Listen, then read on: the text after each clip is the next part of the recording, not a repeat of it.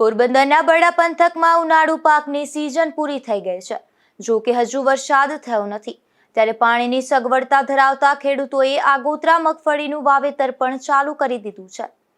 ગત વર્ષે પુષ્કળ વરસાદ થવાથી નદી નાળા, વોકડા અને ચેકડેમો, તળાવો છલકાઈ ગયા હતા અને ગુજરાત સરકારની ઘણા વર્ષોથી ચાલી આવતી સુજલામ સુફલામ યોજનાથી જળસ્ત્રોતો દર વર્ષે ઊંડા થવાથી વરસાદનું પુષ્કળ પાણી તેમાં ભરાયું હતું, જેને લઈને ખેડૂતોને કુવાઓ અને બોરમાં પાણીની સારી આવક થઈ છે. ત્યારે ખેડૂતોએ ચોમાસુ પાક સારી રીતે લીધો છે. જો કે વરસાદ થવાથી નીચાણવાળા વિસ્તારમાં પાણી ભરાઈ ગયા હતા, જેને કારણે ઘણા ખેડૂતોને નુકસાની પણ થઈ હતી. પરંતુ કુવાઓ, બોર અને જળસ્ત્રોતોમાં પાણી હોવાથી ખેડૂતોએ શિયાળુ પાકમાં ધાણા, જીરું તેમજ પશુઓ માટેનો ચારો સહિતનું વાવેતર કર્યું હતું. અને આ વર્ષે શિયાળામાં સાનુકૂળ વાતાવરણ હોવાથી શિયાળુ પાક પણ સારો થયો હતો. ત્યારબાદ જે ખેડૂતોને પાણીની સગવડ હોય તે ખેડૂતોએ ઉનાળુ પાકનું વાવેતર કર્યું હતું, જેમાં મુખ્યત્વે મગ, અડદ અને ચોરીનું વાવેતર કરાયું હતું. હાલ ઉનાળુ પાક તૈયાર થઈ જતા ખેતરો ખાલી થઈ ગયા છે.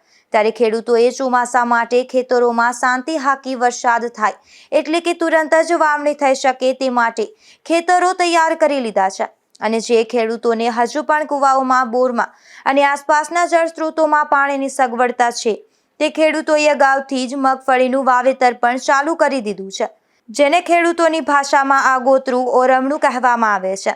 તો અત્યારે પોરબંદર તાલુકાના બરડા વિસ્તારમાં જે ખેડૂતોને પાણીની સગવડતા છે તે ખેડૂતોએ વરસાદ પહેલા મગફળીનું વાવેતર ચાલુ કરી દીધું છે. મારું નામ રાજુ કારાવદરા, પોરબંદર તાલુકાના કુણવદર ગામનો ખેડૂત. ગઈ સાલ ચોમાસું સારું હોવાને કારણે મગફળીનું ઉત્પાદન સારું થયેલ છે. તેમ છતાં નીચાણવાળા વિસ્તારોમાં અમુક જગ્યાએ ઘણા ગામડાઓમાં નુકસાની થયેલ છે.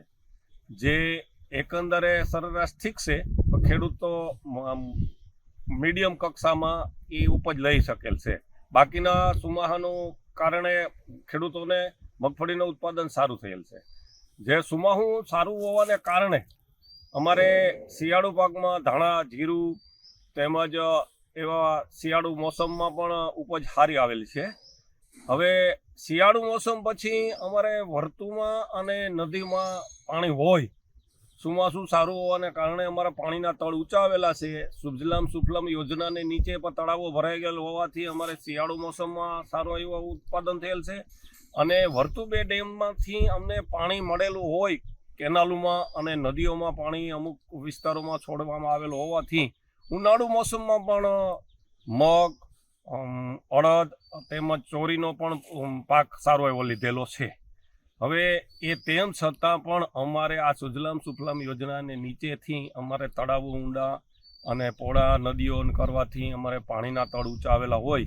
અમુક વિસ્તારોમાં ઉનાળુ મોસમ પણ લઈ લીધેલી હોય, તેમ છતાં પણ પાણીના તળ હોય, જેથી કરીને અમુક વિસ્તારોમાં આગોતરું મગફળીનું પણ ઓરવણું કરી અને વાવેતરનું આયોજન ચાલુ કરેલ છે. જે અમુક વિસ્તારોમાં જ છે. લાગઠમાં બહુ પૂરતું પ્રમાણમાં ન હોય પાણી. અમુક વિસ્તારોમાં તળ ઊંચા અને પાણીના કૂવામાં, બોરમાં ને સગવડવાળા ખેડૂતોને અમુક વિસ્તારોમાં ઓરવણા કરીને પણ મગફળીનું વાવેતર ચાલુ કરેલ છે. અમુક ખેડૂતોએ ઉનાળુ પાક વહેલો તૈયાર કરી અને મગફળીનું વાવેતર કર્યું છે. ત્યાં મગફળી ઉગી પણ નીકળી છે અને ઉગેલી મગફળીમાં શાંતિ પણ હાંકવાનું ચાલુ થઈ ગયું છે. એકંદરે પોરબંદર તાલુકાના બરડા વિસ્તારમાં આ વર્ષે ખેડૂતોને સુજલામ સુફલામ યોજના ફળીભૂત થઈ છે. મોટા ભાગે 3 મોસમનો લાભ મળ્યો છે અને ઓરમણું કરી વરસાદ આવ્યા પહેલા મગફળીનું વાવેતર પણ ચાલુ કરી દીધું છે. ધીરુભાઈ માવત, ગુજરાત ન્યૂઝ, બગવદર.